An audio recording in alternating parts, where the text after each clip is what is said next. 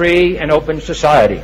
And we are, as a people, inherently and historically opposed to secret societies, to secret oaths, and to secret proceedings. I think a new world order is emerging. An inside job? How dare you? How dare you? To create, so to say, mass-produced models of human beings arranged in some kind of a scientific caste system. We shall go on to the end. We shall fight with growing confidence and growing strength in the air. We shall never surrender. Good day, everybody. It's the 20th of September 2014. It's 4 p.m. in the Netherlands, 10 a.m. Eastern Standard Time, and it's time for UCY.tv with the Solvinur Event. I'm your host, Solvinur. That's my nickname. My real name is Wouter Hendricks. That sounds rather not English, so change that to Walter. And if you want to join the radio, you can do so if you contact me at Skype, SOLVINUR, and I'll get you on the air. You can talk about anything you like. Today I have set ready more Mahabharata, or Mahabharat, as some pronounce it. I think we're coming to the end of the snake episode.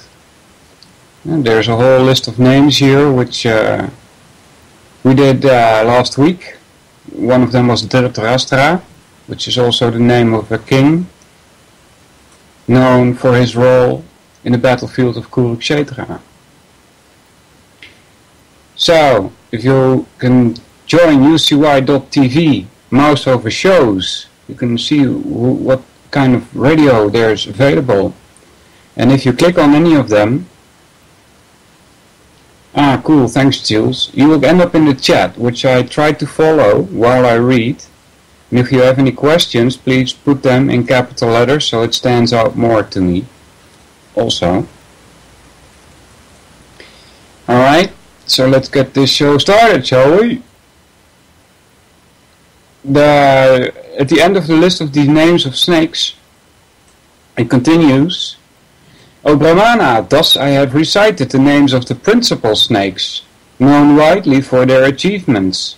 I have not been able to name them all, the number being countless. The sons of these snakes, the sons of those sons, that were burned, having fallen into the fire, I am unable to mention. There are so many. Some of them have 3 heads, some have 7, others have 10, of poison like unto the fire at the end of the Yuga, and terrible in form. They were burned by thousands. Many others of huge bodies, of great speed, tall as mountain summits, of the length of a yama, of a yojana, and of 2 yojanas, capable of assuming at will any form, and of mastering at will any degree of strength, of poison like unto blazing fire, afflicted by the curse of a mother, were burned in that great sacrifice. Alright, that's the end of that section. Moving on to next, still in Ashtika Parva. Sauti said, listen now to another very wonderful incident in connection with Astika. When King Janamejaya was about to gratify Astika by granting the boon, the snake Takshaka, thrown of Indra's hands, remained in mid-air without actually falling. King Janamejaya thereupon became curious, for Takshaka, afflicted with fear, did not at once fall into the fire, although libations were poured in the proper form into the blazing sacrificial Agni in his name. Right? Agni is just another word for fire. So Nauka said, was it, O Sutta, that the mantras of those wise brahmanas were not potent, since the Shaka did not fall into the fire?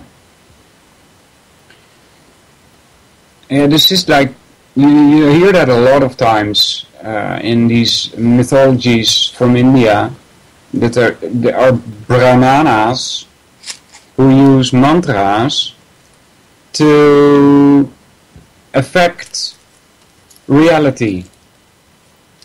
Yeah? They, even today, if you talk to Indian people, they will claim that mantras are very, very powerful. And that could be correct. And I warn you ahead of time that you shouldn't mess around with these mantras. They are a form of mind control.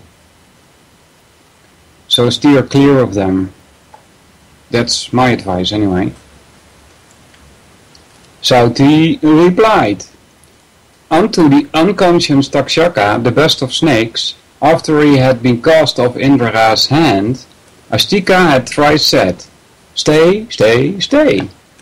And he succeeded in staying in the sky, with afflicted heart, like a person somehow staying between the welkin and the earth. The king then, on being repeatedly urged by his Sadasyas, said, let it be done as Astika has said. Let the sacrifice be ended. Let the snakes be safe. Let this Astika also be gratified. O Sutta, thy words also be true. When the boon was granted to Astika, plaudits expressive of joy rang through the air. Thus the sacrifice of the son of Parikshit, the king of the Pandava race, came to an end. The king Janamejaya of the Bharata race was himself pleased, and on the Ritviks with their Sadasyas, and on all who had come there, the king bestowed money by hundreds and thousands. Alright, so that's the first time actually I think that the word money is used in this translation. So that is a clue for us that shows how economics was also in that time used to control people, right? It's the normal people that want money, you know, the awfully rich, the ones that we don't know the names of. They have so much money, you know, they don't want anymore. They can do anything they like, and they do. So money is more of a control item for the masses of people than it is needed by those that already have enough of it. And on to Sutta Loha Taksha, conversant with the rules of building and foundations. That's also interesting. Conversant with the rules of building and foundations. That sounds like masonry to me. I don't mean normal masons, I mean Freemasons or secretive societies. Who had at the commencement said that a Brahmana would be the cause of the interruption of the snake sacrifice. The king gave much wealth.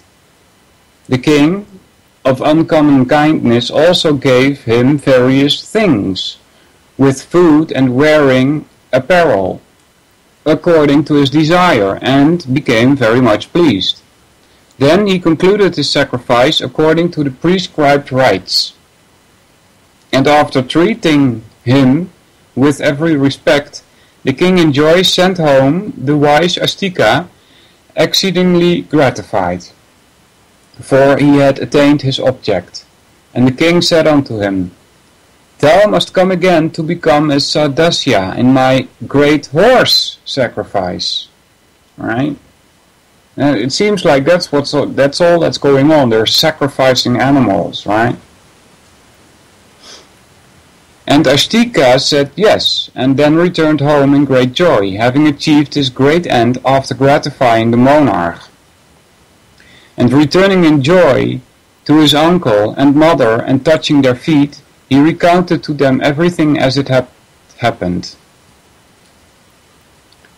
Sauti said, hearing all he had said, the snakes that had come thither, there, became very much delighted, and their fears were allayed.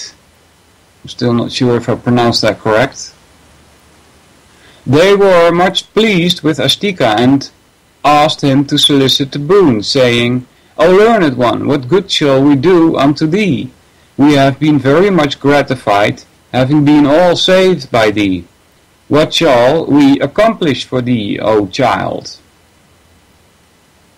Ashtika said, let those Brahmanas and other men who shall, in the morning or in the evening, cheerfully and with attention read the sacred account of this my act, have no fear from any of you.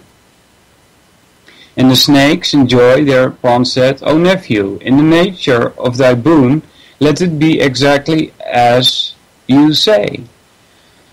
That which thou asked we all shall cheerfully do, O nephew. And those also that call to mind Ashtika, Artiman, and Sunita, in the day or in the night shall have no fear of snakes. He again shall have no fear of snakes, who will say, I call to mind the famous Ashtika born of Jaratkaru, that Ashtika who saved the snakes from the snake sacrifice. Therefore, ye snakes of great fortune, it behooves you not to bite me. Good morning everybody in the chat. And on 37, Jules, I see JJ there, but I'm not sure if he's really there. Zori, what's up? Vincent, Captain, and Tuanons, welcome everybody. But go ye away, blessed be you, or go away, thou snake of virulent poison, and remember the words of Ashtika after the snake sacrifice of Janamejaya. That snake who does not cease from biting after hearing such mention of Ashtika shall have his hood divided 100-fold like the fruit of a sinsa tree. What the heck is a sinsa tree? Sounds like sinos, like China apple, I don't know. Sauti continued. That first of Brahmanas, thus addressed by the foremost of chief snakes assembled together, was very much gratified, and the high-souled one then set his heart upon going away.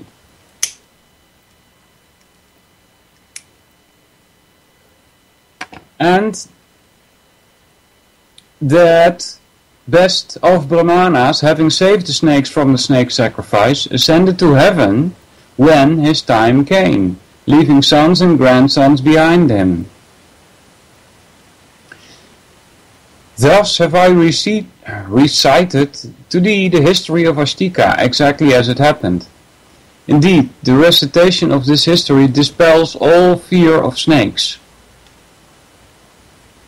Sauti continued, O Brahmanas, O foremost of the Bhrigu race, as thy ancestor Pramati had cheerfully narrated unto his inquiring son Ruru, and as I had heard it, thus have I recited this blessed history, from the beginning of the learned Ashtika, and, O Brahmana, O oppressor of all enemies, having heard this holy history of Ashtika, that increases virtue. Yeah. It's a funny thing, right? It says here, and O Brahmana, O oppressor of all enemies. Now, who do you think the enemy is? Right? This is, Brahmana is at the top of the caste. They control everybody. Right? They oppress everybody. The enemy is you. And you're being oppressed by these stories, if you believe them. Right? Remember what I said so many times. Language is a prison. Not only that, it's also a prison within which you can express yourself. But it's also a prison because words are used to control you. Words are like symbols. And they're used to control you, to oppress you. Okay? And, O Brahmana, O oppressor of all enemies, having heard this holy history of Astika that increases virtue, so why would normal people like you and me be the enemy, right? Because we are a danger to the Brahmanas. They are in control. They rule everything. So we are a danger to them. Because if we don't believe them, their power is gone. If we start thinking for ourselves instead of letting the Brahmanas, or in today's world, the scientists, tell us what to think, then they lose all control and they lose all power, you see? That's why we are the enemy. Having heard this holy history of Astika that increases virtue, and which thou hadst asked me about, after hearing the story of Duba, let thy ardent curiosity be satisfied. Alright, next section is a new parva. Adivansavatarana parva. Hold on, guys. Let me light my cigarette. Sanauka said, O son, thou hast narrated to me this extensive and great history commencing from the progeny of Bhrigu. O son of Sutta, I have been much gratified with thee. I ask thee again to recite to me, O son of Sutta, the history composed by Vyasa. Yeah, he's the writer of it all. It says here, the history composed by Vyasa. It's a poem, right? This is not necessarily history.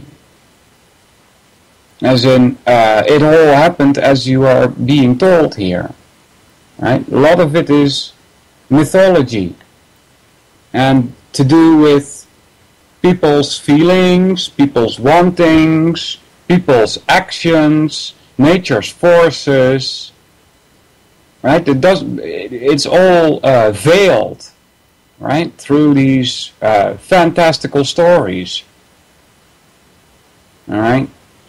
So I ask thee again to recite to me, O son of Sutta, the history composed by Vyasa, the varied and wonderful narrations that were recited amongst those illustrious Sadasyas assembled at the sacrifice, in the intervals of their duties of that long extending ceremony, and the objects also of those narrations I desire to hear from thee.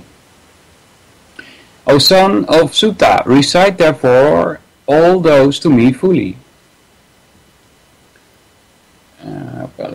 Sauti said, the Brahmanas, in the intervals of the duty, spoke of many things founded upon the Vedas, but Vyasa recited the wonderful and great history called the Bharata, right? That's why it's called Mahabharata.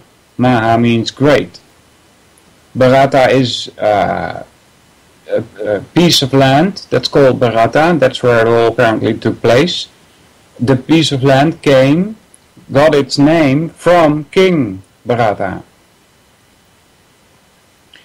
Sanauka said that sacred history called the Mahabharata, spreading the fame of the Pandavas, which Krishna Dvaipayana, asked by Janamejaya, caused to be duly recited after the completion of the sacrifice.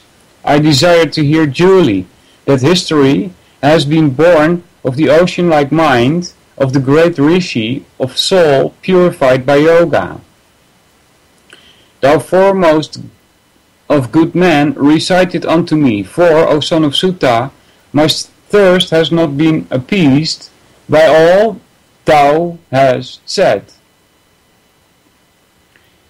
Sauti said, I shall recite to thee from the beginning of that great and excellent history called Mahabharata, composed by Vyasa.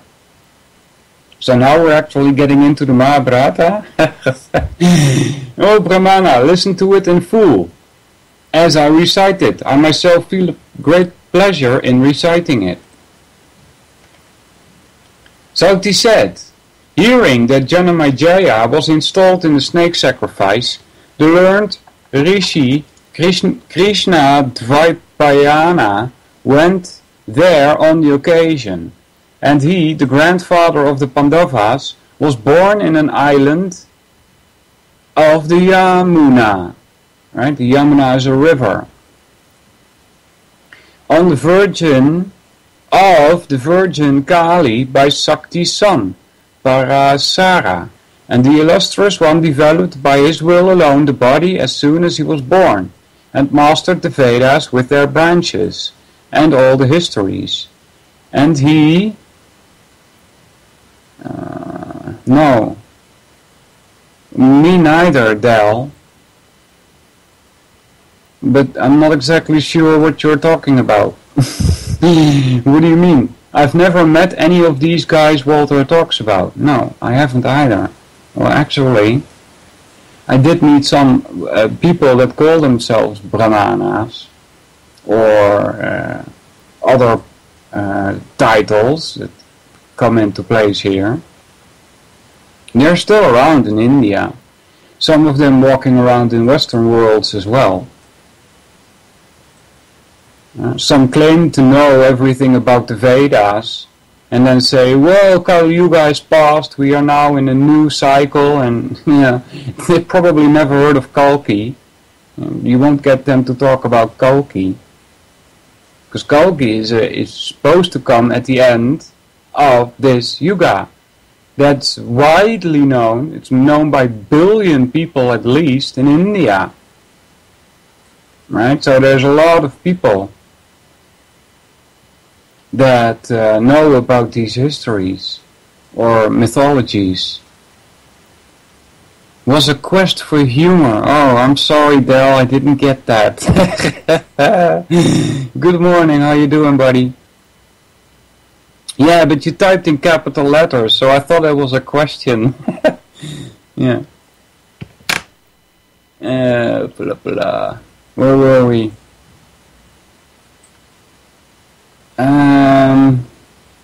And he readily obtained that which no one could obtain by asceticism, the study of the Vedas, by vows, by fasts, by progeny, and by sacrifice. And the first of the Veda-knowing ones, he divided the Veda into 4 parts, and the Brahmana Rishi had knowledge of the supreme Brahma, knew the past by intuition, was holy, and cherished truth. Of sacred deeds and great fame he begot Pandu, and Dhritarashtra, and Vidura, in order to continue the line of Santanu. Santanu, strange. And the high-souled Rishi, with his disciples, all conversant with the Vedas and their branches, entered the sacrificial pavilion of the royal sage, Janamejaya. And he saw that the king Janamejaya was seated in the sacrificial region like the god Indra, surrounded by numerous Sadasyas, by kings of various countries, whose coronal locks had undergone the sacred bath, and by competent Ritwiks like unto Brahman himself. Right? Ritwiks sounds like prime ministers. Not prime ministers. Sounds like ministers, alright, or members of parliament.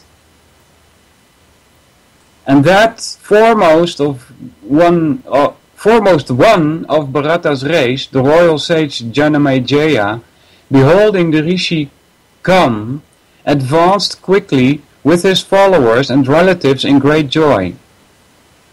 And the king, with the approval of his Sadasyas, gave the Rishi a golden seat as Indra did to Vrihaspati. And when the Rishis, capable of granting boons and adored by the celestial Rishis themselves, had been seated, the King of Kings worshipped him according to the rites of the scriptures. Right? The king worshipping other people. That is normal in their philosophy, because the king is of a lower class than the Brahmanas. He's one step lower. Right? He's Kshatriya. It's the class below the Brahmanas. So, he should offer his obeisances to the class above him. And the king then offered him his grandfather Krishna, who fully deserved them, water to wash his feet and mouth, and arghya and kine.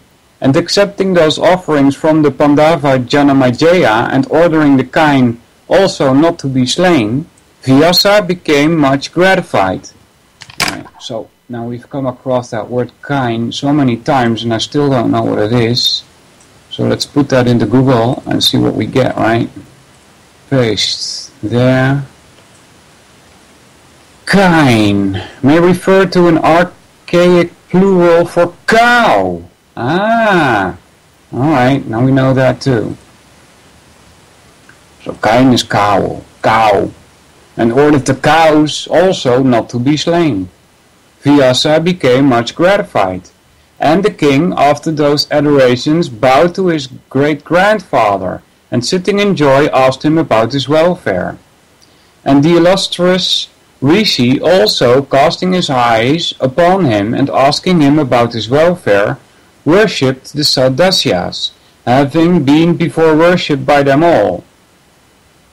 And after all this, Janamajaya, with all his Sadasyas, questioned that first of Brahmanas, with joined palms as follows.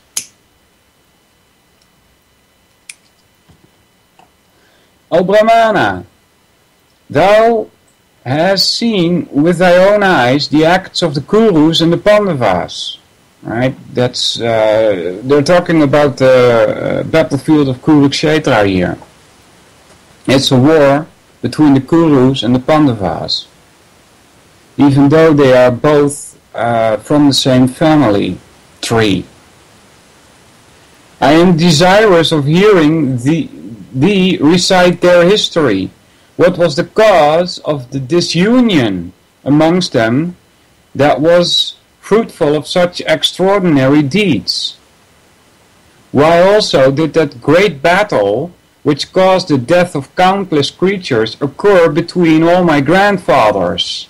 See, it's one family here that is fighting each other. You see that a lot of times back in other mythologies, like the Edda, comes from Iceland.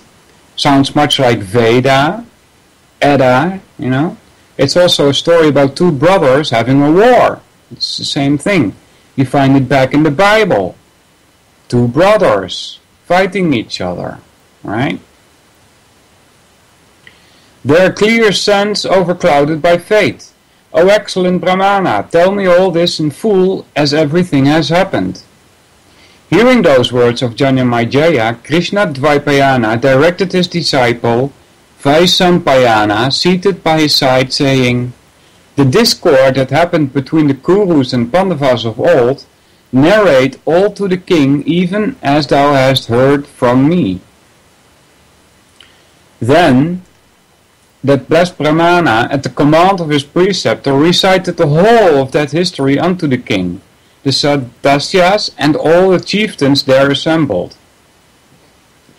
And he told them all about the hostility and the utter extinction of the Kurus and the Pandavas. Yeah. So one thing about the Pandavas that just springs to mind, and I should tell you, if you've heard me before, I've told you that the Pandavas are 5 brothers, right? And 2 of them look much alike.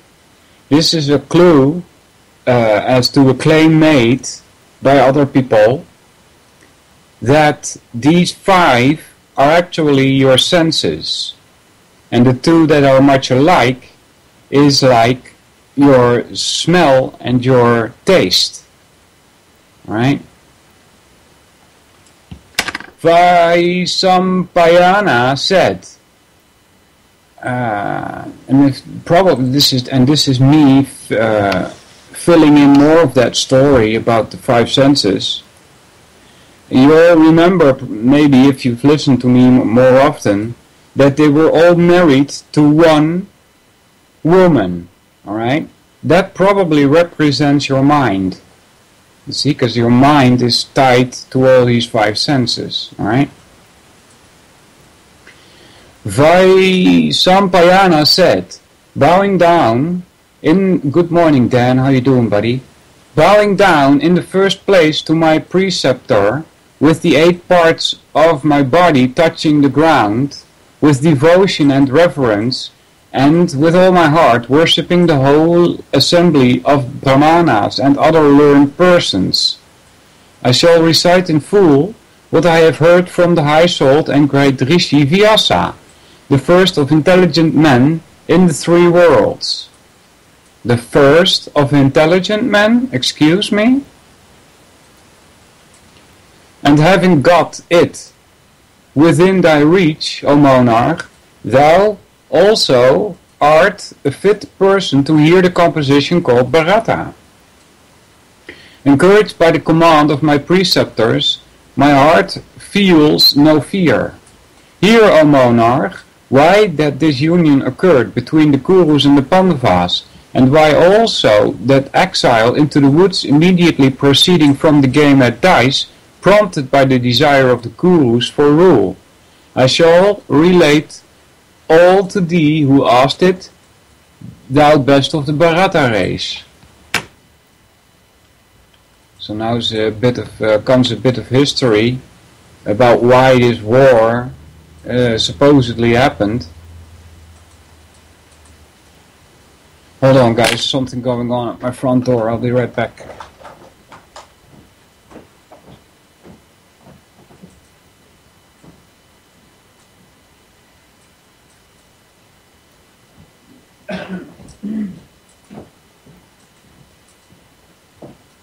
Alright, I'm sorry about that. Let's continue. Hi Dantian, what's up? On the death of their father, those heroes, the Pandava, came to their own home. Alright, their father had died, which means his brother Dhritarashtra became king, and he had his wife get 100 sons, and the Pandavas were only 5, and they lost their father, and so the king Dhritarashtra is their uncle, right? So it's still in the same family. And within a short time they became well versed in archery, and the Kurus, beholding the Pandavas gifted with physical strength, energy and power of mind, popular also with the citizens, and blessed with good fortune, became very jealous. Yeah, is that so? Because it doesn't make sense to me that they would become jealous because Dhritarashtra was king. They would become the next in line for the crown, you see. They had the rights. Then the crooked-minded Duryodhana, alright, this is an ad hominem, right? You all listen to me, probably explain the fallacies. This is one of them. Yeah, it says, then the crooked-minded Duryodhana.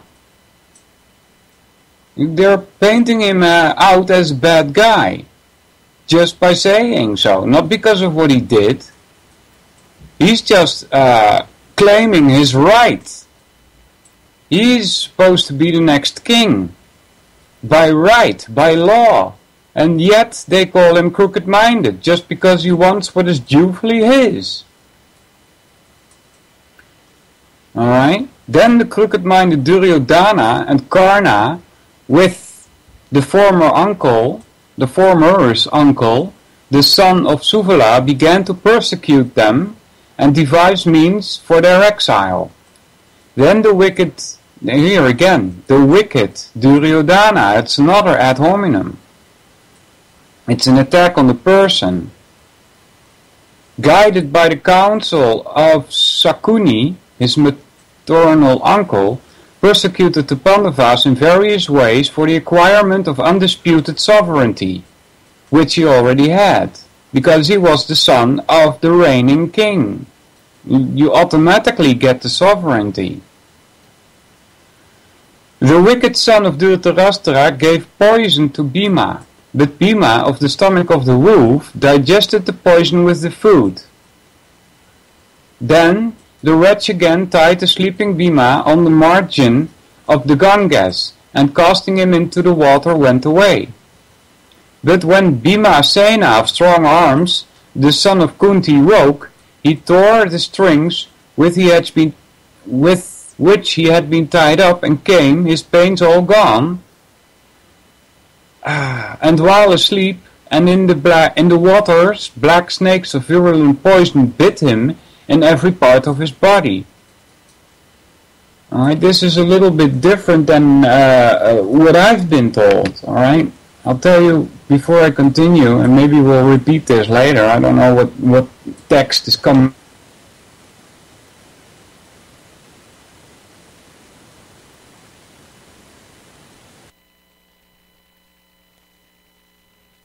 The strongest one was indeed poisoned, and when the poison did its work, Bhima fell asleep, and they noticed that Bhima was falling asleep, and the goal was to kill him.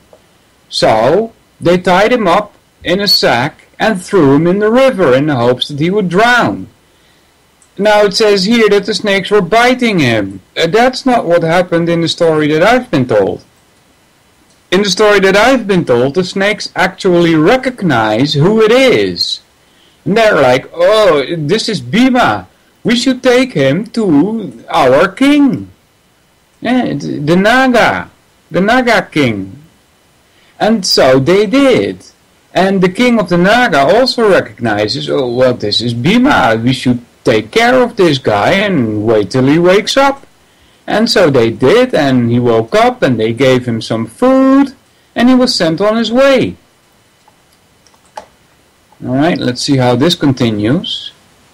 But that slayer of foes did still not perish, and in all those persecutions of the Pandavas by their cousins, the Kurus, the high-minded Vidura, attentively engaged himself, neutralizing those evil designs and rescuing the persecuted ones. And as Sakra from the heavens keeps in happiness the world of men, so did Vidura always keep the Pandavas from evil. Excuse me? And as Sakras from the heavens keeps in happiness the world of men? What do you mean happiness? We're living in hell here. Even though, according to their own claims, we're in a kind of middle-ranged planet, where there's some hell and some heaven. What do you mean, keeps in happiness, when all the people are mind-controlled? Alright? Doesn't make sense. When Duryodhana, with various means, both secret and open, found himself incapable of destroying the Pandavas, who were protected by the fates and kept alive for grave future purposes, such as the extermination of the Kuru race, then called together his counselors, consisting of Vriha, Dushasana, and others. Those are all members of the Kuru. And with the knowledge of Dhritarashtra, caused the house of lack, that's something that burns very fast, very easy, caused the house of Lak to be constructed, and King Dhritarashtra, from affection for his children and prompted by the desire of sovereignty, sent the Pandavas tactfully into Varanavata. That's where this house is. And the Pandavas then went away with their mother from Hastinapura, and when they were leaving the city, Vidura gave them some idea of impending danger and how they could come out of it. Alright, so this is a story about the trickery, I guess, that was played upon the Pandavas. They were told that, we made a nice summer castle for you, and you should go there and enjoy your stay. But this castle, was made of things that burn very easily, and the goal was to set it aflame while they were sleeping in there, right? And Vidura, he knows this plan, and he informs the Pandava of this. And still the Pandava go, because they're trying to let the Kurus think that they actually succeeded. And what happens is that when they arrive at this castle, they are met by a miner, right? And this miner is mining a whole way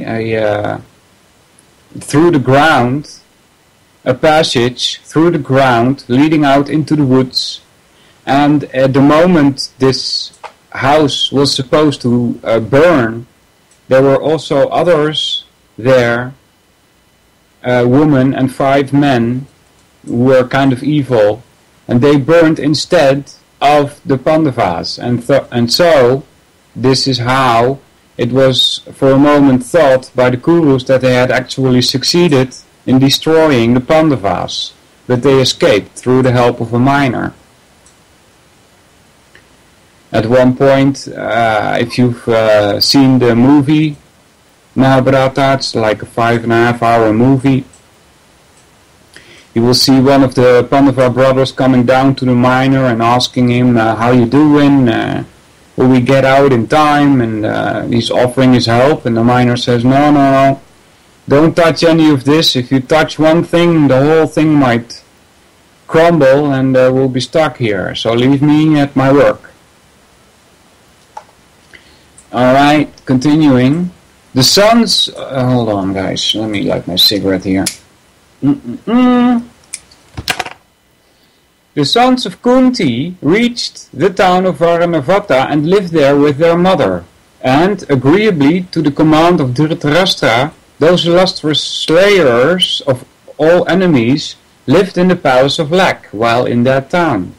And they lived in that place for 1 year, protecting themselves from Purachana very wakefully, and causing a subterranean passage to be constructed. Acting according to the directions of Vidura, they set fire to that house of Lak and burnt Purachona, their enemy and the spy of Duryodhana, to death. Alright, that's that woman and her 5 accompanying men. I'm not sure if they were her sons or not. You see, they died. Those slayers of all enemies, anxious with fear, then fled with their mother. In the woods beside a fountain they saw a Rakshasa, but, alarmed at the risk they ran of exposure by such an act, the Pandavas fled in the darkness, out of fear from the sons of Dhritarashtra. Right? That is also, seems to be a little strange. They were not fearful at all. They had no reason to be fearful of the sons of Dhritarashtra. They know they were being protected. It was here that Bhima gained Hidimva, the sister of the Rakshasa he slew, for a wife. And it was of her that Gatotkacha was born. Right? Gatotkacha plays an important role also in the battlefield of Kurukshetra when he's called upon by Krishna. He's summoned by Krishna. Because there's a ring of steel coming to the camp of the Pandavas, and the brothers, the Pandava brothers, were out on the north, and they couldn't protect the camp. Oh no, this is another story. When was it? Oh yeah, Gatotkacha was summoned when Karna, who is on the Kuru side. I'm sorry guys, I got two stories confused. This is the right story. When Karna on the other side had a spear, a lance, which he gained from doing service, and this spear was certain to hit its target and kill its target, and it was supposed to be used on the Pandava, right? Krishna knew this, and he knew that Karna was about to use his lance. So he summoned Gatotkacha, who's enormous being, very strong. He can drive people mad just by looking at them. And he sent him into the battlefield, and he was tearing apart all of the enemies of the Pandavas. And the Kurus then said to Karna, well, you have to use this lance on Gatotkacha, because, you know, he's going to kill us all. And so they did, and so Gatotkacha was sacrificed for the Pandavas. Then the Pandavas of rigid vows and conversant with the Vedas went to a town of the name of Ekachakra, and dwelt there in the guise of brahmacharins. Alright.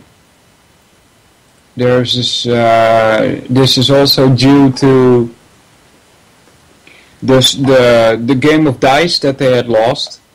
Not only were they sentenced to go in exile, but in the last year of that exile, there were 13 years in total,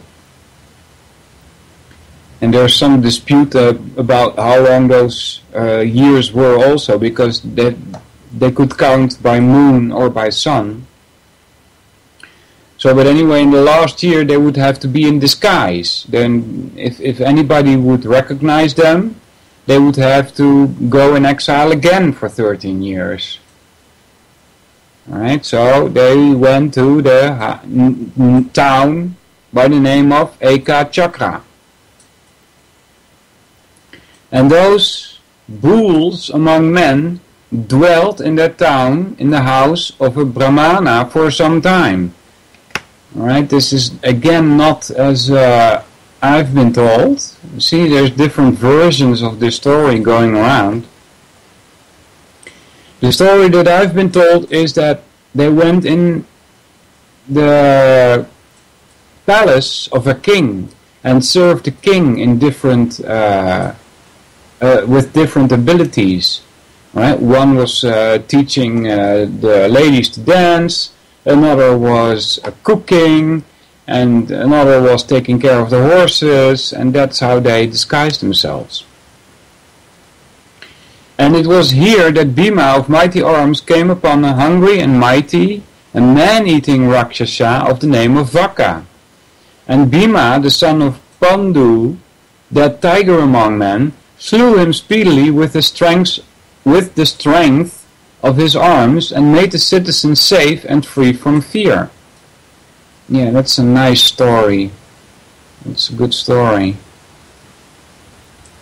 There was this Rakshasa who had control of this town, and every month the town would have to give lots of food and drink, and they would have to put it all at the side of the town. And so the Rakshasa would come and take it all away, you know. But Bhima, being fond of food himself, he said, "Whoa, let me take care of this." And he took all the food and went to the side of the town and started eating all of it.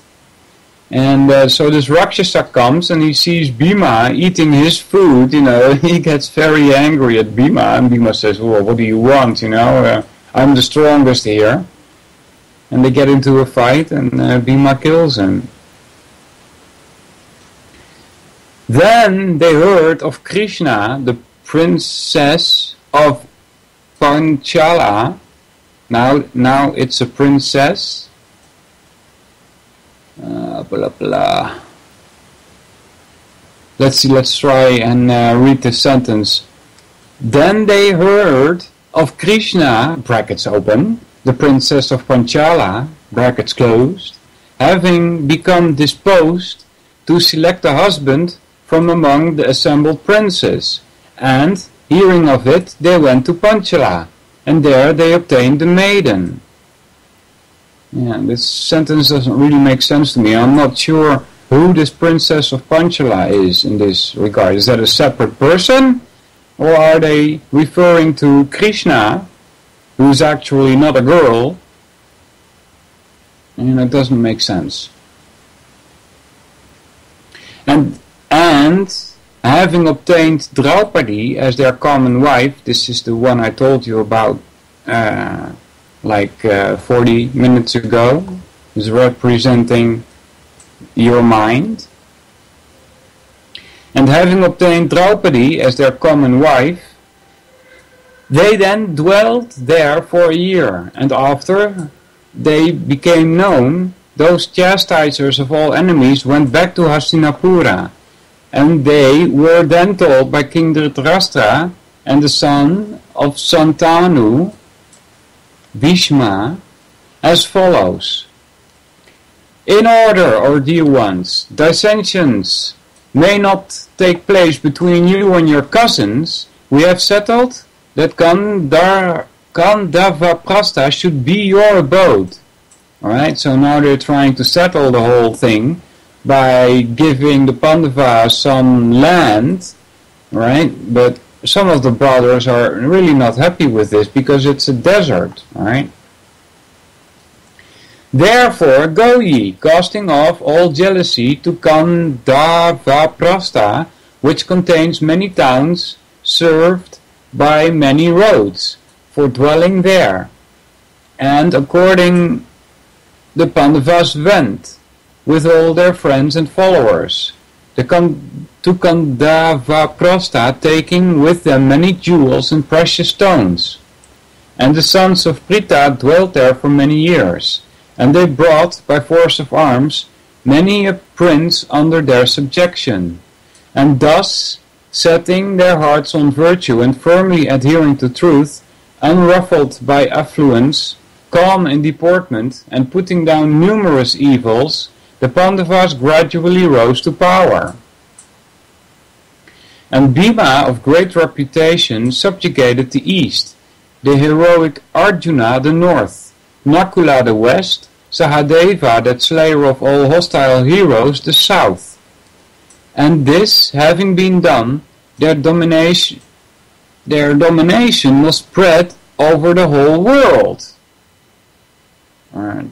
So they go from like one area to dominating the whole world, huh? This probably has more to do, again, with your five senses, you know?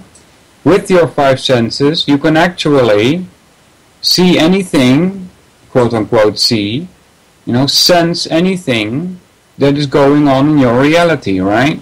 That's the whole world.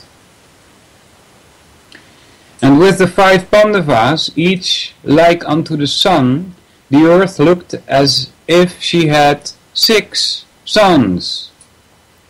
Strange. Then, for some reason, Yudhishthira the just, gifted with great energy and prowess, sent his brother Arjuna, who was capable of drawing the bow with the left hand, dearer unto him than life itself, into the woods, And Arjuna, the tiger among men, of firm soul and gifted with every virtue, lived in the woods for 11 years and months. Strange. And during this period, on a certain occasion, Arjuna went to Krishna in Dvaravati, and Vibhatsu, that's another name for Arjuna, then obtained for a wife the lotus-eyed and sweet-speech younger sister of Vasudeva, Subhadra by name, and she became united in gladness with Arjuna, the son of Pandu, like Sachi with the great Indra, or Sri with Krishna himself. Alright, so that's a wife of Krishna, Sri, S-R-I, according to the mysteries, according to the mythologies, I should say. Krishna has 64,000 wives or more, and he goes to them separately, and every wife thinks that she is being visited by Krishna and all the other wives are without. And then, O best of monarchs, Arjuna, the son of Kunti, with Vasudeva, gratified Agni, the carrier of the sacrificial butter, in the forest of Gandhava, by burning the medicinal plants in that wood to cure Agni of his indigestion. And to Arjuna, assisted as he was by Kesava, that's another word for Krishna, the task did not at all appear heavy, even as nothing is heavy to Vishnu, with immense design and resources in the matter of destroying his enemies. And Agni gave unto the son of Pritha the excellent bow Gandiva, and a quiver that was inexhaustible, and a war chariot bearing the figure of Garuda on its standard. And it was on this occasion that Arjuna relieved the great Asura. Alright, Asura is a group name, of which there are many members. In this case, he relieved Maya, apparently. Let's try and read the sentence again. And it was on this occasion that Arjuna relieved the great Asura, brackets open, Maya, brackets close, from fear, brackets open, of being consumed in the fire, brackets close. And Maya, in gratitude, built for the Pandavas a celestial palace decked with every sort of jewels and precious stones.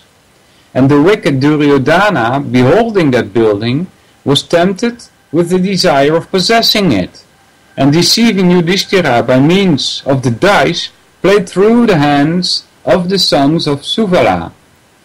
Duryodhana sent the Pandavas into the woods for 12 years and an additional year to be passed in concealment, thus making the period full 13. And the 14th year, O monarch, when the Pandavas returned and claimed their property, they did not obtain it, and thereupon war was declared. And the Pandavas, after exterminating the whole race of Kshatriyas and slaying the king Duryodhana, obtained back their devastated kingdom. Alright, so they think they have a claim to this land because it was their father who was king, who died. Right? Then the brother of Pandu, Dhritarashtra, became king, and so his sons now are heirs to the kingdom, right? So they felt kind of left out. This is the history of the Pandavas, who never acted under the influence of evil passions. Talk about good speak, right? They murdered the whole race, right? And this the account, O first of victorious monarchs of the disunion that ended in the loss of their kingdom by the Kurus and the victory of the Pandavas. Alright guys, that ends that section. We're moving on to the next, but before we do that, It's almost top of the hour, which means it's time for a break and some poker face. So, let me put this there and we'll break this down.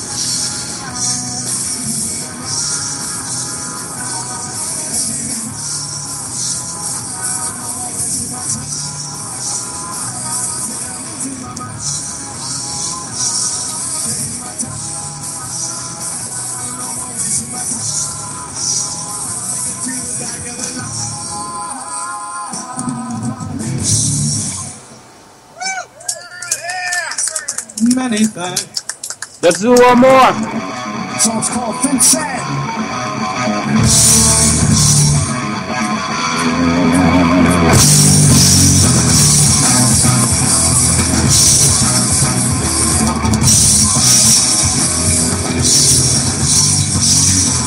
Never think we had just tonight enough. It won't take too much to set me down.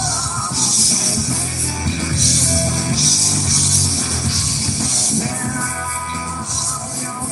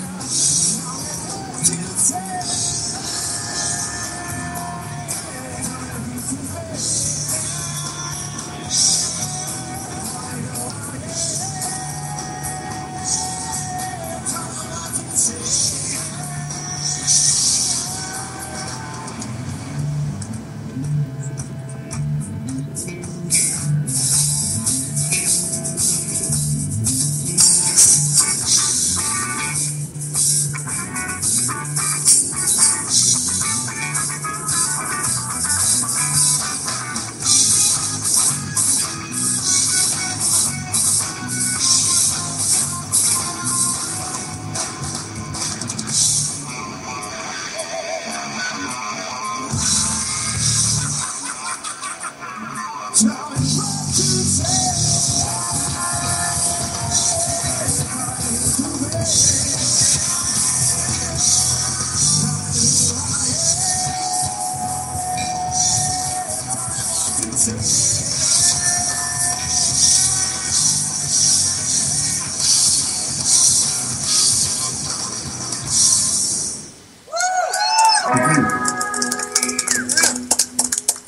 just want some.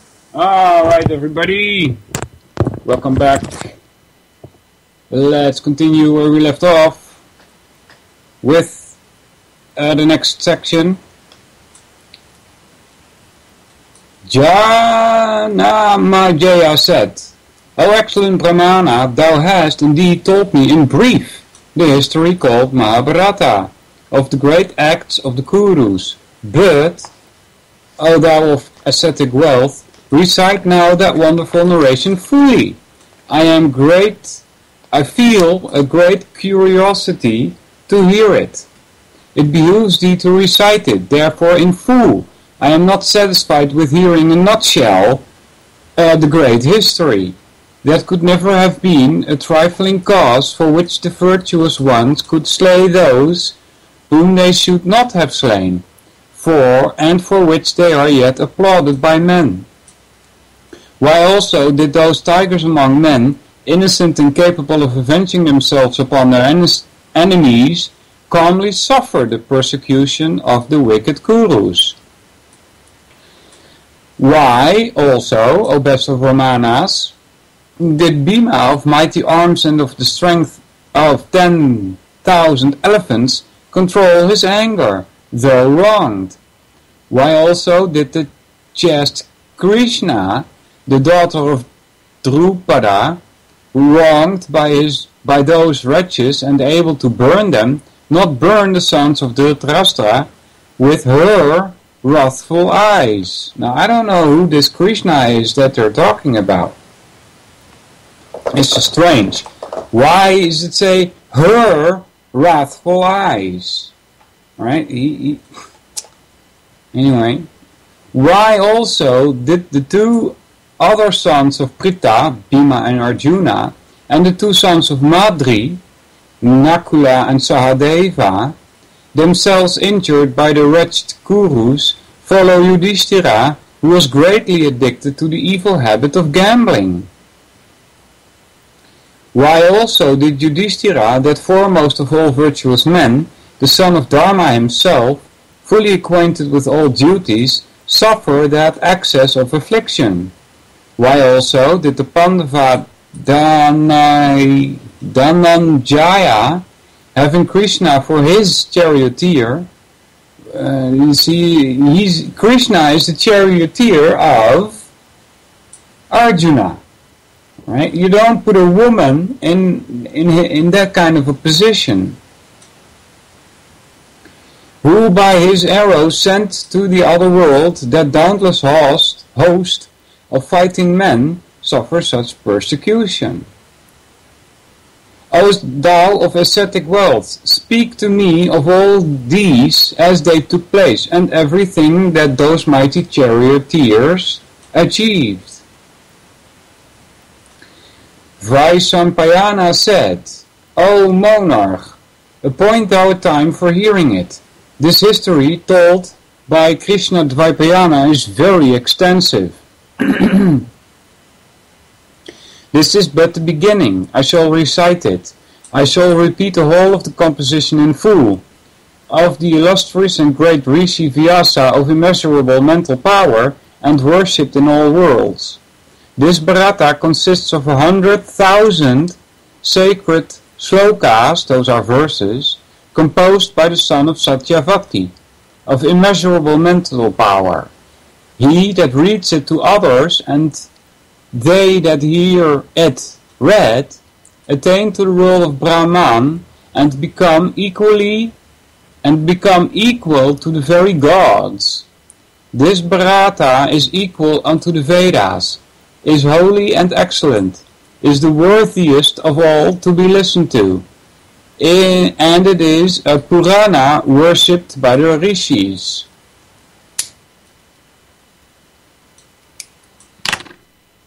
You okay there, Vince? Can you figure it out?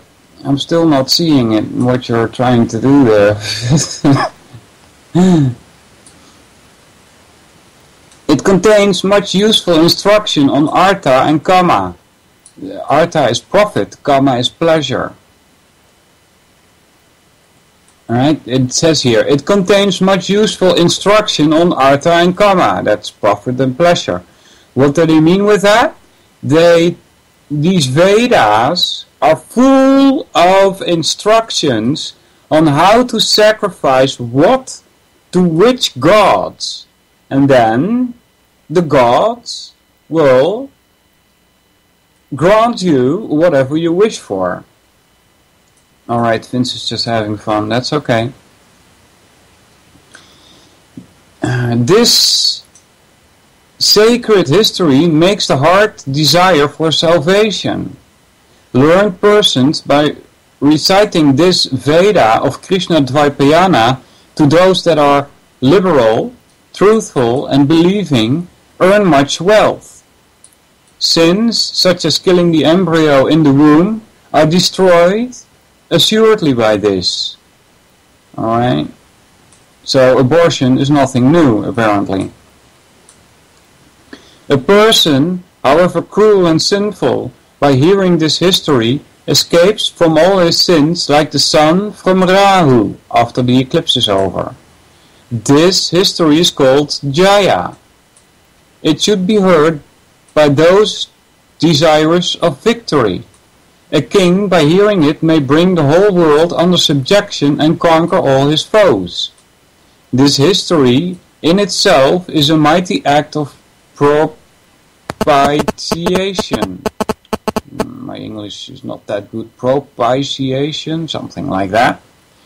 A mighty sacrifice productive of blessed fruit. It should always be heard by a young monarch with his queen, for then they beget a heroic son or a daughter to occupy a throne. This history is the high and sacred science of Dharma, Artha, and also of Moksha. Moksha means enlightenment. It has been so said by Vyasa himself, of mind that is immeasurable. This history is recited in the present age and will be recited in the future. They that hear it, read, have sons and servants always obedient to them and doing their behest.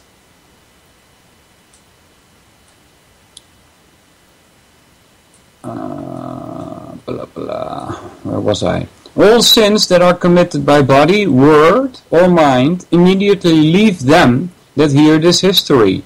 They who hear, without the spirit of fault finding, yeah, that's right. Right, you're not supposed to criticize what you read here, right? They who hear, without the spirit of fault finding. Excuse me? That's like saying to Christians that they should not listen to anything else but what is in the Bible, you know? The story of the birth of the Bharata princess can have no fear of maladies, let alone the fear of the other world. For extending the fame of the high-souled Pandavas and of other Kshatriyas versed in all branches of knowledge, high-spirited and already known in the world for their achievements, Krishna Dvaipayana, guided also by the desire of doing good to the world, has composed this work. It is excellent, productive of fame, grants length of life, is sacred and heavenly. He who, from desire of acquiring religious merit, causes this history to be heard by sacred brahmanas, acquires great merit and virtue that is inexhaustible. He that recites the famous generation of the Kurus becomes immediately purified and acquires a large family himself.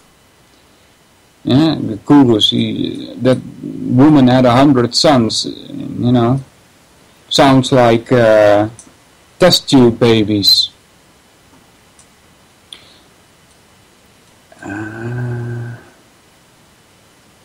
Acquires a large family himself and becomes respected in the world. That Brahmana who regularly studies this sacred Bharata for the 4 months of the rainy season is cleansed from all his sins. Alright, don't read this when it's not raining. Does that make any sense? He that has read the Bharata may be regarded as one acquainted with the Vedas. This work presents an account of the gods and royal sages and sacred regenerate rishis, the sinless Kesava. Kesava is another word for God or Krishna or Vishnu. The god of gods, Mahadeva, and the goddess Parvati, the birth of Kartikeya, who sprang from union of Parvati with Mahadeva and was reared by many mothers. If you hear something in the background, that's the rain pouring down. The greatness of Brahmanas and of kine, that's cows. This Bharata is a collection of all the Shrutis, and it is fit to be heard by every virtuous person. That learned man who recites it to Brahmanas during the sacred lunations becomes cleansed of all sins, and, not caring for heaven as it were, attains to a union with Brahma. He that causes even a single foot of this poem to be heard by Brahmanas during the performance of a Shraddha makes that Shraddha inexhaustible. I have no clue what a Shraddha is, guys. The Pitris becoming ever gratified with the articles once presented to them. The sins that are committed daily by our senses or the mind, those that are committed knowingly or unknowingly by any man, are all destroyed by hearing the Mahabharata. Alright? So my comment on this part here, it says here, the sins that are committed daily by our senses. Alright? Alright, so sins. Who are these sins supposed to be tied to? Not to your brother, or your mother, or your sister, or your son, or your daughter, or your nephew, or your friend, or your dog, or your cat. No, these sins are supposed to be tied to you, right? It's you that's committing these sins, right?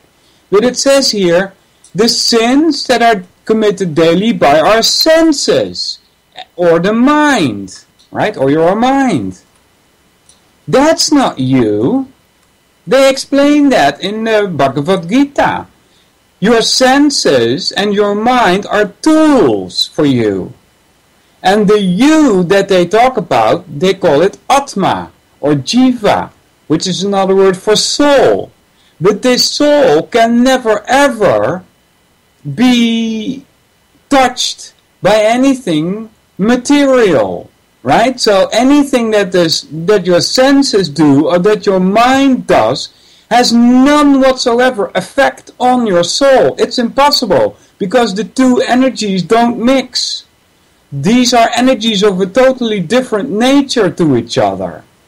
Right? So the whole word sin here is again to control you.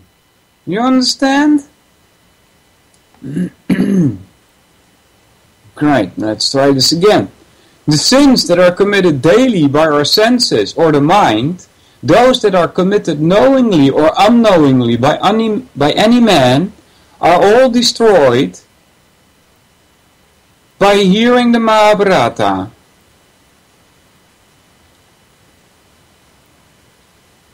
Interesting NORAD report. Two US jets intercepted 6 Russian planes that neared US airspace of Alaska on Thursday, and Canadian planes intercepted 2 Russian bombers that approached Canadian airspace. NORAD reports. Seriously. We better not get into a war with Russia, guys. It's not going to be nice. Even though we in the West may have better equipment, which is a claim, they outnumber us. Many to one. Alright? And we don't even know what the Chinese are going to do if we ever get into a war with Russia. It's fracking insane. We, here in the Netherlands, we are dependent on Russia for our energy. We buy enormous amounts of gas from them. It heats up our houses and things like that. I hope that the Russians were just training or something, and maybe they veered off course a bit. I don't know. But that's not the kind of news that makes me happy, Jules. Yeah. Jules says in the chat, hold on, oh my god. And Poroshenko was in the US after they said yesterday he was asking for US military assistance. And more news from Jules. Dutch fighter jets intercepted 2 Russian bombers in their airspace. We did? Oh my god. Dutch fighter jets scrambled Wednesday to intercept a pair of Russian military aircraft that entered their airspace. A fairly routine action that comes amid heightened tensions between Russia and NATO, a Dutch official said. Really? Yeah. Well, I hope Putin is just showing, that he's not defenseless. It sounds like a Cold War, Jules, doesn't it? Somebody says it happens every few months. Since when? Since when does this ever happen every few months? Since the NATO and friends actually started attacking areas around Russia? Is that when this started happening again? Ow! Oh, I'm sorry, guys. Oh, I got an injury and it's hurting again because I made a wrong move. Oh my god. Ay. Oh, blah. Well, I hope, Jules, this will all work out fine. Dan Cooper also agrees it's the Cold War heating back up. Yeah. And again, the Cold War is, let's see, here we go, is a fraud, as it was. Welcome to the show. Who are you and where are you calling from? This is John Joseph, lead singer of the Cro-Mags, and I'm calling from New York City. Hi, how you doing, buddy? How you doing? I'm okay. How are you? Good. I saw your flyer there about the war and how much it's been costing, and it's unbelievable. You saw my what? There's a flyer that somebody posted online on Facebook. It says, we've been at war now for over 12 years. Experts put the cost at $4 to $6 trillion. You didn't post that? No, I didn't post that. It may have appeared on the Facebook. It appeared on the Facebook page, I guess, yeah. Yeah, that happens. I haven't logged on to Facebook in a while, actually. Okay, well, I'm just calling in to support and say we need an anti-media show because the media is lying to us like crazy. Yeah, they are. They usually put out lies. That's their job, Right. Well, anyway. Anything else you want to talk about? Nah, I mean, I'm doing a benefit concert Thursday. If anybody wants to come, it's at Bowery Electric. It's to help kids with cancer. All right. I'm singing with the Bad Brains. If anybody knows the Bad Brains, then you know it's a show you don't want to miss at Bowery Electric. Where is it at? It's in New York City on the Bowery. And, Bad Brains for the longest time have been anti-Babylon or anti-establishment. So if you know Bad Brains and you know Cro-Mags, then you know that that's what we are against the media and the lies that the United States government's telling everybody. Yeah, I've heard of Cro-Mag before. Yeah, I'm the lead singer, so... Cool. And you also make political texts? Excuse me? Do you use political texts in your music?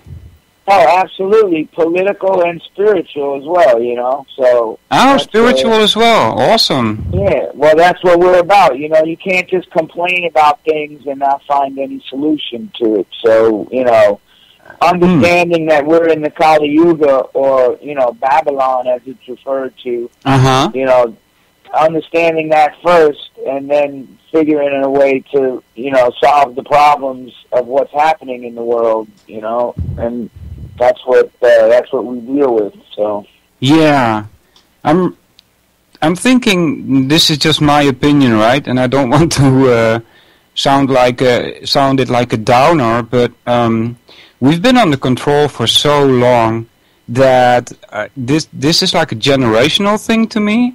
We have to pass this on to our children, and they need to pass it on to their children. Right. And maybe we then grow so large that it's unstoppable anymore for our victory, right? But I don't see it coming in my lifetime, to be honest with you. Well, you know what? Srila Prabhupada, who brought, you know, the whole Hare Krishna thing from India, said that it would be in the 60s and 70s, he said it will be the children of your children. So you can see that even though they're trying their damnedest with all these lies and technology to distract people away from the truth, there's also generation being born right now that these kids are very, very aware. And, you know, as much as they're dumbing down society, there's also there's some very spiritual living entities taking birth on the planet to fix the mess. And I really feel, you know, people are starting to see through the lies of how they're controlling human beings, you know. And if we really get into it, I mean, Prabhupada said that there's been 12 families controlling this planet, everything, the media, the money, the banks, everything, for the last, you know, 200 years. Did he and say if you that? Look at yes, he did. You know, and he's talking really what everybody, I guess, refers to, you know, what we see now is, and even what they themselves, Obama, Bush, and all of them referred to was the New World Order. That's what they're trying to establish. That's why they're going all into the Middle East. They're taking out all of these countries on a bunch of lies. And basically, you know, it's never going to end if people, you know, it's like, you know, like that song by the Police, we are spirits in the material world. And what were the lyrics to that song? There is no political solution. And that's the truth. You're not going to beat these guys militarily. The only way that we can beat these people is to awaken our consciousness to what we're supposed to really be doing. Yeah, you mentioned Srila Prabhupada. Yeah, he wrote Bhagavad Gita as it is, Srimad Bhagavatam. I mean, he's in, you know, all the university. His books are in every major university, Harvard, Columbia, and he's, even what he did as a scholar of Vedic literature, no one's ever come close. He's written more books on Vedic literature and philosophy than anybody in history. So, I mean, you know, and he came to America in the 60s. And, Lower East Side in New York. Yeah, Lower East Side, Tompkins Square Park. There's actually a plaque there. That was the first place outside of India that he chanted Hare Krishna. And it's like a city landmark, recognized as a city landmark. So, I mean, I read the books every day. And, I mean, you know, there's quotes that he said that the business of these fourth-class leaders is to plunder the wealth of the masses and kill cows and kill animals. You know? And that's the whole thing, is what we need to realize. And here's the quote from September 17th. Now there are third-class, fourth-class men dressed like presidents and kings, but their business is to plunder money from the citizens and kill the cows.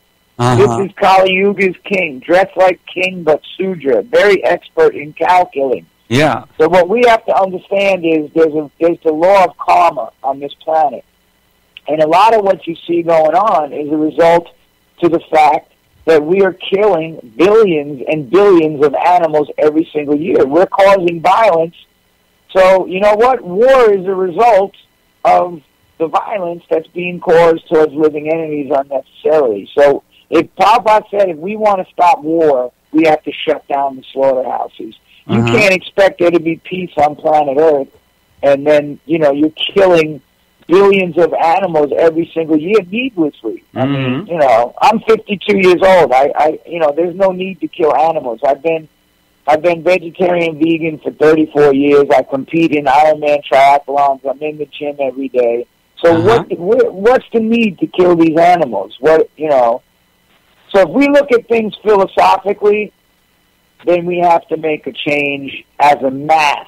And that's, now there's movies like Cowspiracy, which proves that the animal agriculture industries are destroying the planet. Forget what these guys are doing with their wars.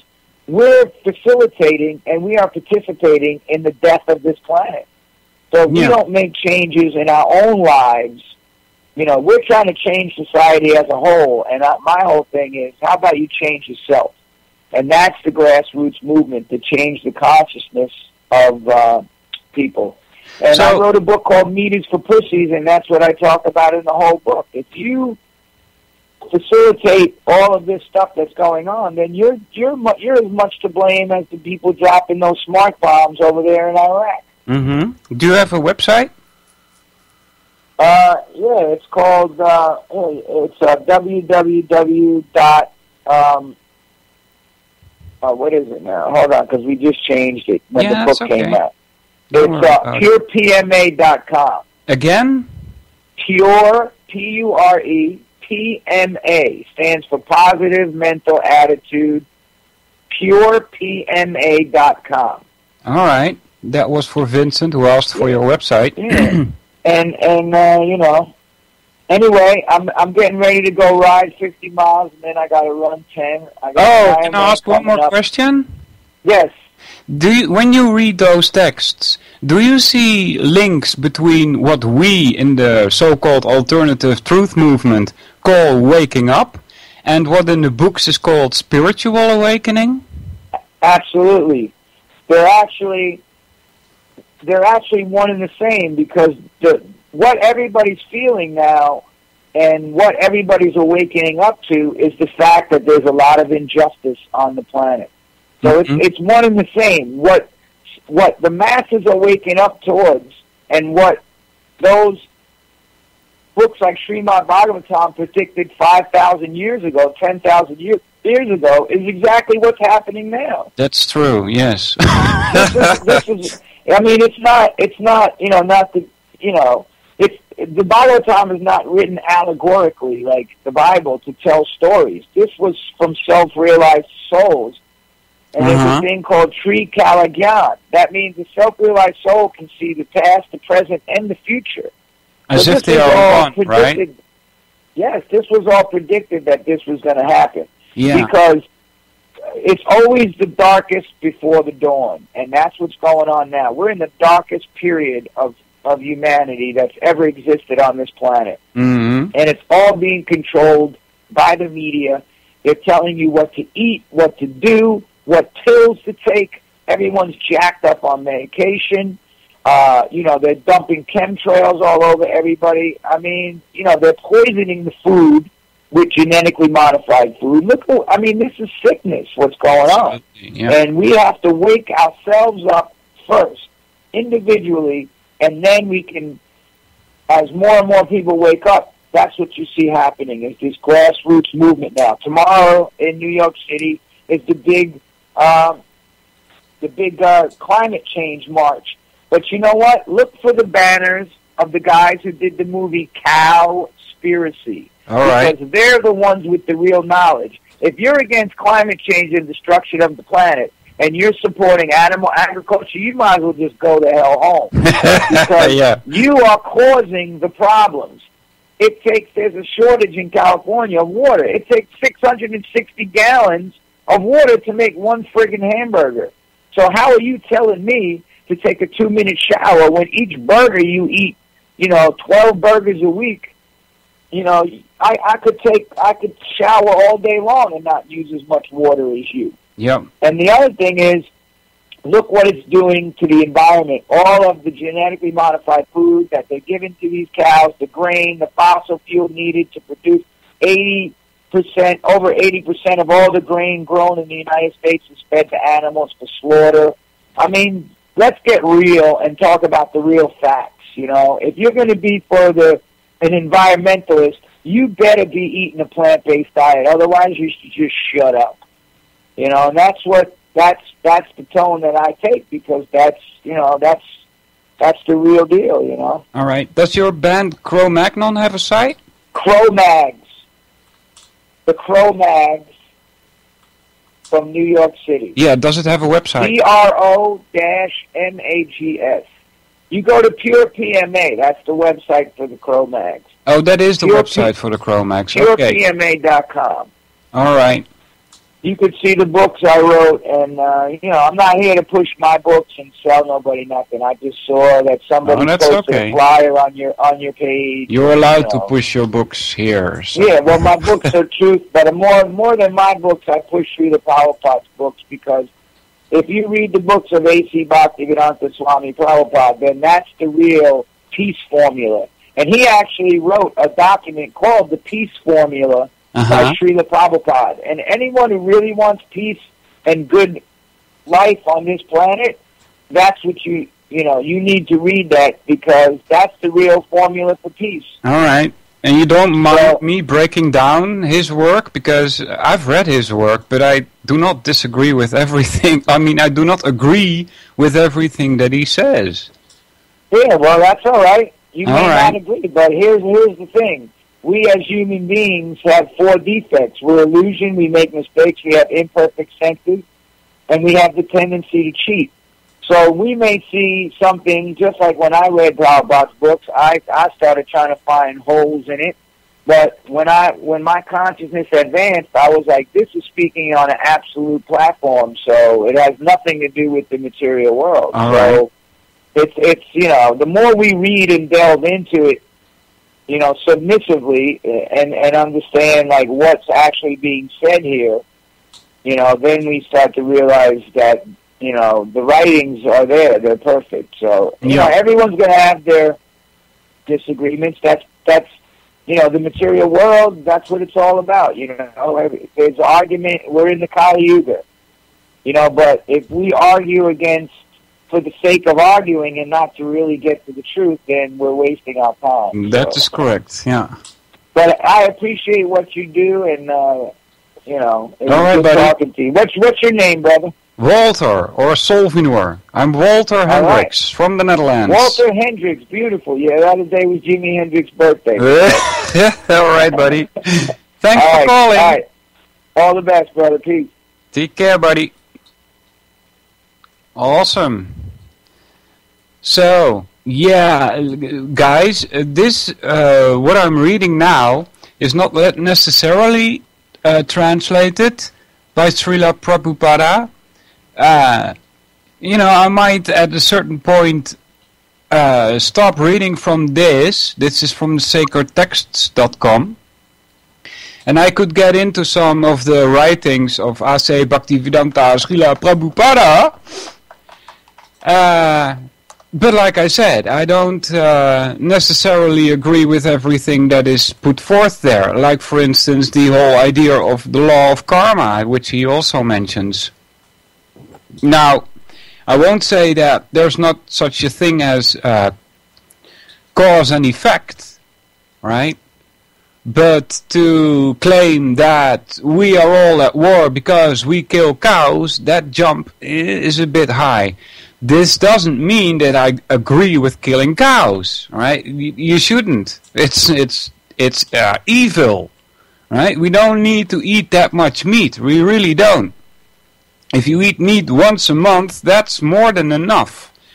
And you should only do that just to get your body acquainted to eating this poison, because meat is not even good for you. It rots within your body within 4 hours when you have a 24-hour system, right? And so it stays there in your body rotting. And it's not good for you. It's poison. But why do you should you eat it like once a month, at least according to my opinion? It's because at some point, you know, if this war is this Cold War is becoming hot, you might not have a choice. There might not be any plants for you to eat, and you might have to eat something like grown rabbits or whatever, you know. So that's the only reason to eat meat, just so you don't get sick if you ever have to, because you can really get sick from eating meat. It's poison. Especially how it's made nowadays. They feed these cows genetically modified junk, and then you eat that, you know. So, but like I said, that is probably not the reason why we're having these wars. We're having these wars because we are being mind controlled. Right? Everybody's under mind control via TV, via school, via quote-unquote authority, right? The well-known fallacy, appeal to authority. Well, I was just following orders, right? That's why we are at war, because people don't think for themselves. But killing animals is just not done, in my opinion anyway. I eat meat myself, but very small. Not every day, you know. You don't need to eat meat. He said he was vegetarian for so many years. I've had that too. I'm 49 now.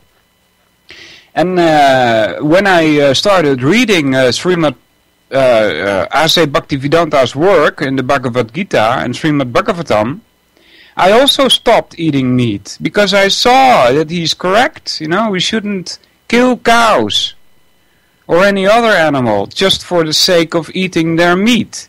It's very uneconomical, right? Because it takes much more energy from the earth to create all this meat than it does for the earth to create the plants we can eat, which are more healthy, right? So it doesn't make sense to eat meat.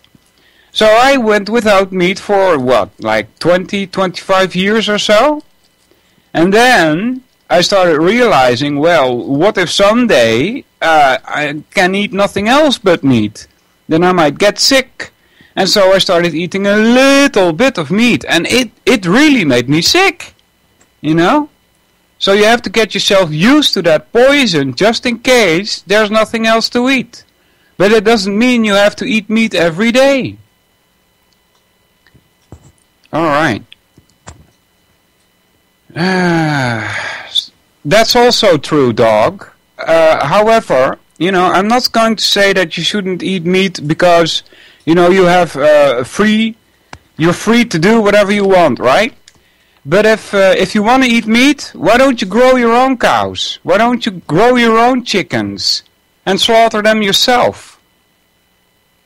Right? Not saying you shouldn't eat meat. I'm not trying to, in that sense, take away your freedom. But if you do, take full responsibility and grow your own cows and slaughter your own pigs. Right? Don't let others do that for you. Alright, so 17 has a point there when he says, hey Walter, if meat is poison, then how come the Eskimos didn't die of it a long time ago? Because you get used to it. Smoking cigarettes is also poison, right? Doesn't mean you die from it. It just makes you feel bad. By the way, and then he says, by the way, the amount of meat I eat is none of your business. You're correct. You're correct. But that doesn't mean I can't have my opinion about eating meat and voicing it on air. Yeah, of course in your backyard. Where else? Asks Meat. What, in my backyard? Grow my own meat? Yeah, why not? You want to have this freedom to eat meat, take the responsibility for it as well, right? I grow stuff in my garden. There's carrots there, and there's strawberries there, and there's peas there, and I don't know what you call it, knoflook, I don't know what that is in Dutch. It is poison, dog, but there's many kinds of poison. Not all of them kill you. Not all poison is, whatchamacallit, lethal.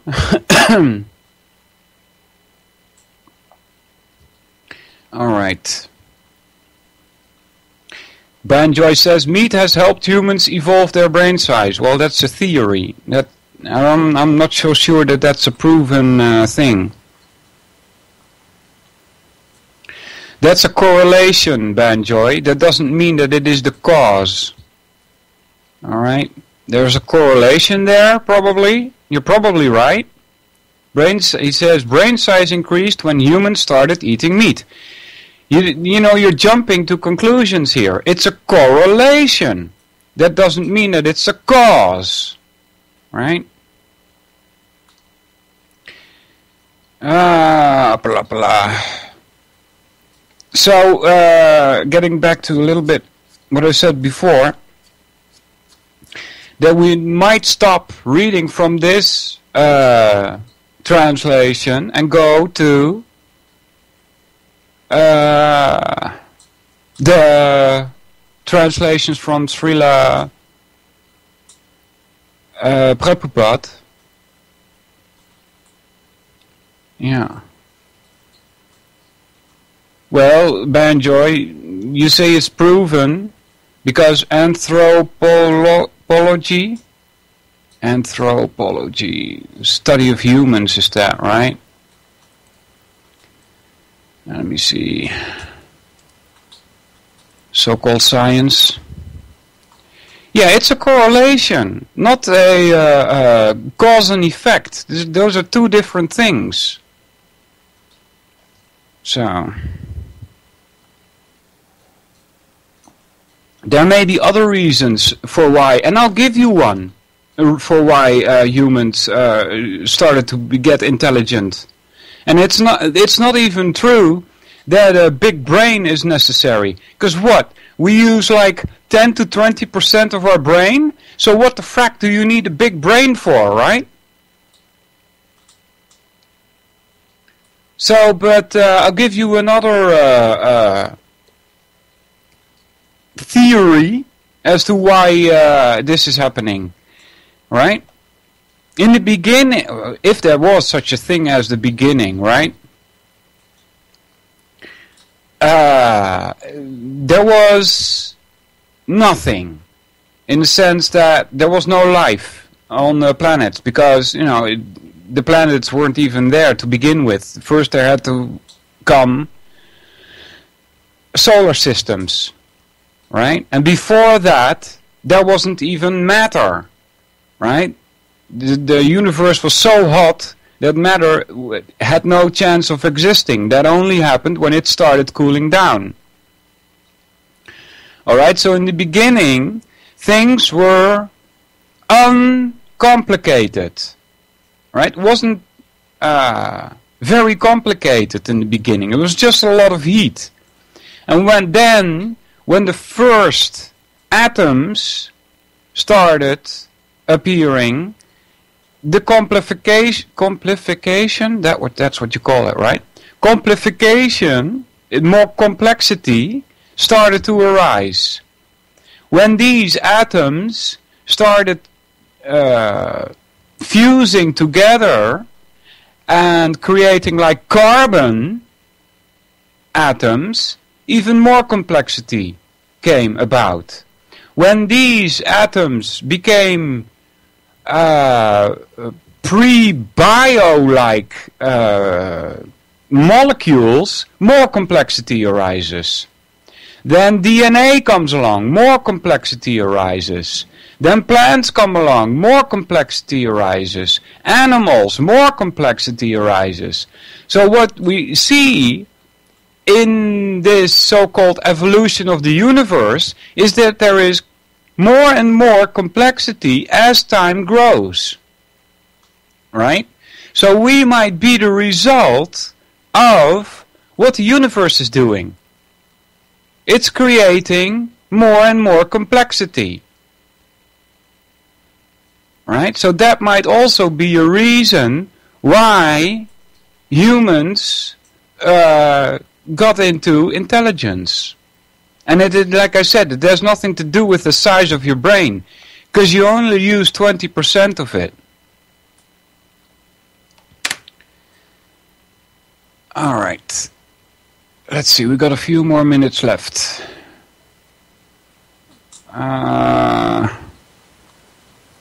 Where were we?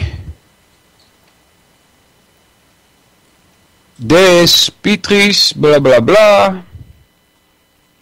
We did that. The sage, where was that where we were? The sage, Krishna Dvaipayana, completed his work in 3 years. Rising daily and purifying himself and performing his ascetic devotions, he composed this Mahabharata. Therefore, this should be heard by Brahmanas with the formality of a vow. He who recites this holy narration composed by Krishna, who is now also known as Vyasa, alright, so the writer of this Mahabharata is seen as the same as Krishna, alright. Well, somebody says the 20% theory is not proven. I might retell a story that I did before. There is this doctor, and he got into an accident. This doctor worked at the hospital. He was a surgeon. And he got into an accident, and he got his head hurt and lost a large percentage of his brain. Now, when he woke up, he couldn't remember everything at first. You know, he had like amnesia. But slowly but surely, things came back. And he had like 60 to 80% of his brains were blown away. And the rest that was still working took over the work that needed to be done from the destroyed brain cells. Right, so, you know, to say that we use 100% of a brain, you know, it doesn't fly, really. So, yeah, theory, right? Theory means it's not proven. Right? You create a theory based on some facts, but that doesn't mean that your theory is correct. Alright, 55, few more minutes. Blah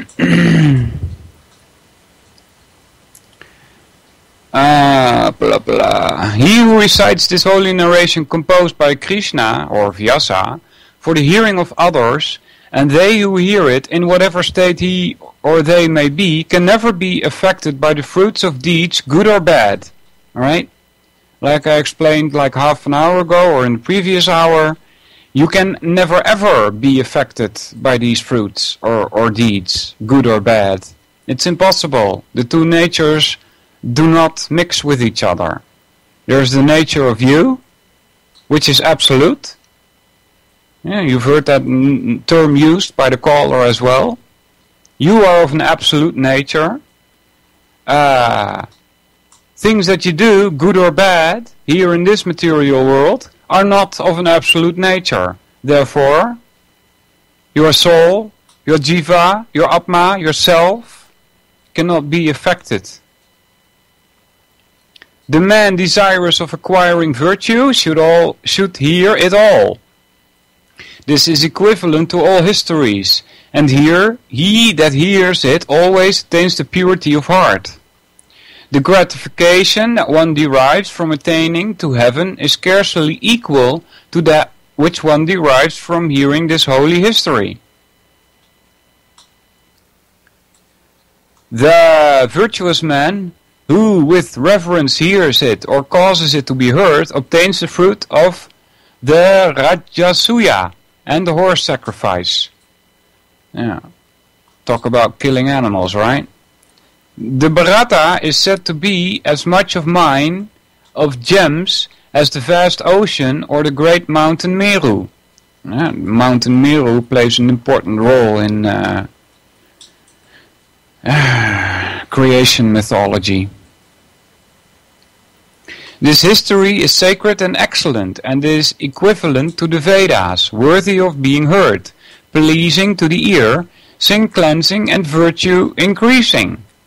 O monarch, he that gives a copy of the Bharata to one that asks for it, does indeed make a present of the whole earth with her belt of seas.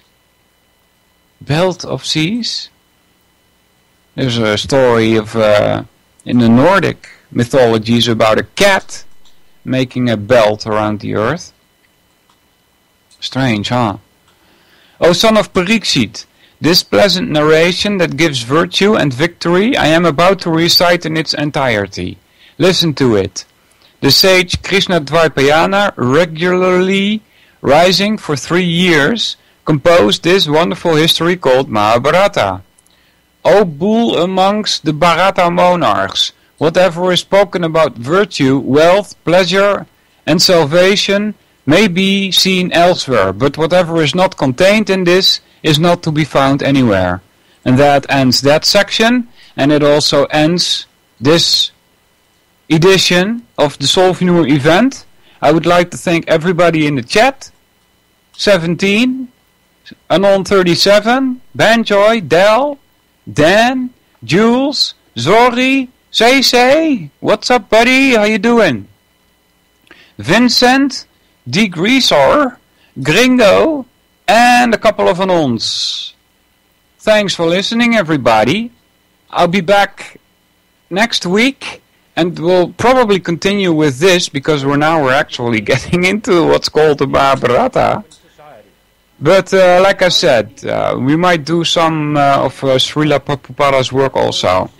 So thanks a lot for listening everybody, take care, I'll see you guys next week.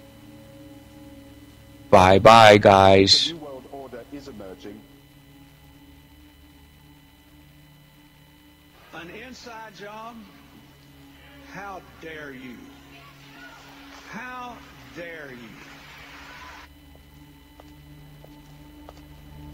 To create, so to say, mass-produced models of human beings arranged in some kind of a scientific caste system.